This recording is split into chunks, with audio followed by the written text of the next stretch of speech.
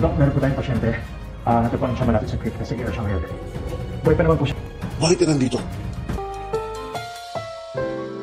Ang susunod na programa ay rated PG. Ito ay nangangailangan ng patnubay at gabay ng magulang para sa mga batang manunood.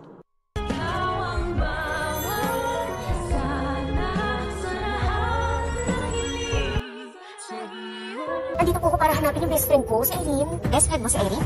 Nawawala kasi siya eh. Talaga nga namang sa lahat ba naman ng ospital na pwedeng pagdalhan ng mga mangangalakal dito sa katawan ni Irene ay sa East Ridge pa? Samantalang dapat ay sa pampublikong ospital lamang dahil nga sila'y wala namang pera. Sa bagay, kasalanan din ito ni Carlos dahil sa dami ba naman ng pwedeng pagtapunan niya ay malapit pa sa East Ridge ang ilog na pinaglagakan niya sa katawan nitong si Irene. Pero ano pa nga bang magagawa natin? Nandyan na yan at maipapasok na nga sa loob ng emergency room ang katawan nitong ex ni Carlos. Habang kausap naman ni Dr. Enriquez itong si Doc Carlos ay mapapansin niya ang pagmamadali nitong si Doc Lindon. Sagot naman ni Doc Lindon na meron daw kasi silang emergency patient na kailangan ng agarang atensyon. At ito nga daw ay isang babaeng natagpuan ng mga mangangalakal doon sa creek. Shock na shock naman si Dr. Enriquez dahil parang first time lang nilang magkaroon ng pasyenteng nakabalot sa isang carpet. Pero dagdag ni Doc Lindon na buhay pa naman daw ang kanilang pasyente. Yun nga lang, ito'y mahina na at dahil hindi pa nga nila alam ang pagkakakilanlan ng babaeng dinala sa kanilang ospital, ay dito na maiisip ni Doc Carlos na baka si Irene na nga ang tinutukoy nitong si Doc Lindon at hindi talaga siya makapaniwala na maaari pa palang mabuhay ang inakala niyang patay na. Samantala, dahil nga sa pagdududa nitong si Joyce